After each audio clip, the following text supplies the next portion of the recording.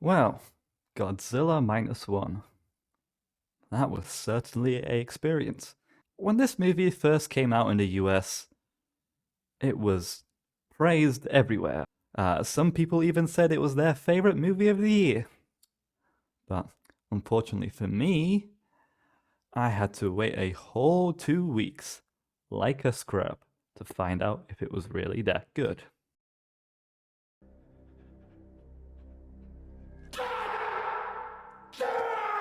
And I'm happy to say that it's been worth the wait. This movie's pretty good. I mean, how many Godzilla movies have you guys seen where you just don't care about the humans? And you find yourself not really caring on whether they live or die.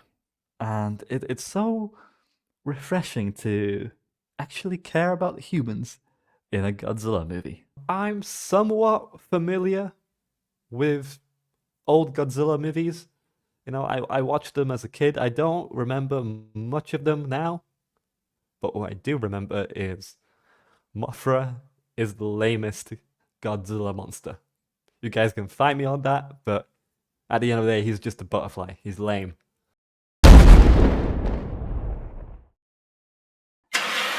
No, and there's also a certain soundtrack that I recognize and associate with Godzilla. Like, if you guys have seen any other old Godzilla movies, you'll instantly recognize it too.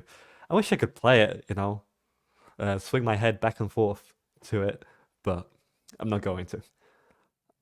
So yeah, I liked the soundtrack. The soundtrack overall was beautiful as well.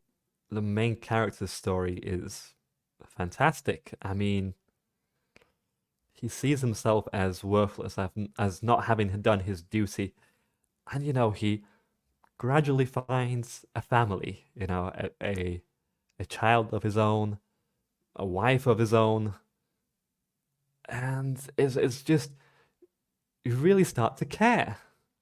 You really start to engage with him, and it's so surprising to see that in a Godzilla movie of all things. The main character is a kamikaze pilot, and throughout this movie, he really does learn the value of life. That surviving wasn't a bad thing for him, because in Japan you have this culture of, oh, die honorably, do your job, do your duty. The movie definitely wants to say that there is a value to life, and that message really took me by surprise. And setting it in World War II was a fantastic choice. In World War II, there's all this destruction, and life just feels so cheap when everyone's dying left and right. And to have Godzilla on top of that come over and destroy the city, you're facing utter hopelessness, utter destruction. And yet the human spirit perseveres. And there's all this ongoing fight, all this team effort to take down a absolute monstrosity really just keeps you on the edge of your seat. Now, although this movie was really, really good, I do have some criticisms. Now, the first criticism might be a bit of a nitpick, but I didn't really like the Godzilla's design. Let me explain. Move this man! I I found the Godzilla's legs to be comically obese. It was kind of like seeing a redditor that sits on his chair all day and eats fast food, and all that fat goes into his legs. So his arms remain skinny, but his legs are just like big, huge, obese chicken legs. I don't know. I just didn't like about the design. I'm a simple guy. I liked the 2014 Godzilla design. You know, I just wish the proportions could be a bit more balanced. It's not a huge deal. Overall, the top half of the Godzilla was perfectly fine. I told you guys it'd be a nitpick, but I'm not quite keen on the introduction of Godzilla in this film. He just seems to come out of thin air, like he comes out of nowhere. I thought the movie would have a lot more setup for Godzilla, but no, he just shows up on an island and just wreaks havoc, and I'm like, where the hell did this dinosaur come from? You know, and I like the people on the island are just cool with it. Like, oh yeah, that's the Godzilla dinosaur that the villagers have spoken about. Like, why aren't you more surprised? It's a freaking dinosaur that you're seeing in front of your eyes. It's like seeing freaking Santa Claus out of nowhere. Look, Santa's leaving. Peace be with you all.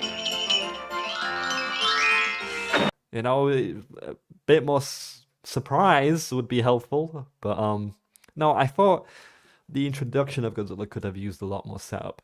Instead of just kind of expositions of, oh yeah, this is the dinosaur that the villagers have been talking about. I thought it could have been better handled, the introduction of Godzilla. And I also thought the dialogue was clunky and stiff in certain places. Too like they were saying exposition, essentially. I'm not sure whether it was just the translation's fault though. It could be just, wrong translation. Maybe if I learned Japanese, I'd see that the dialogue is a lot more fluid, a lot more solid. こうみんなに日本語が喋れるんだよっていうことをまあ示さないとねいけないと思う。 But yeah, it might be actually up to just the translation, but I thought the dialogue in places could have been handled better without so much exposition. But no, those were just some minor critiques. Overall, what really took me by surprise with this movie was the ending. It was really great. Say what you will about bad movies, bad acting, bad plots, bad delivery, but I think for me, what kind of frustrates me is having terrible endings. They usually just end on nothing, and I'm happy to say this movie had a out of nowhere surprise happy ending. Of sorts. They do kind of say, oh, maybe Godzilla survived. But it does have a happy ending, and that took me by surprise. Like, oh wow. Because, all of this movie was leading like, you have to sacrifice yourself for the future. This task of bringing down Godzilla might cost you your life. And, it's gonna be painful. You might die horribly, but it's gonna save people at the end of the day. But no, the character kind of gets to have his cake and eat it too, which I don't mind because it just feels happy, And I really wasn't expecting that. And overall, I give this movie a huge thumbs up. I'd easily recommend it.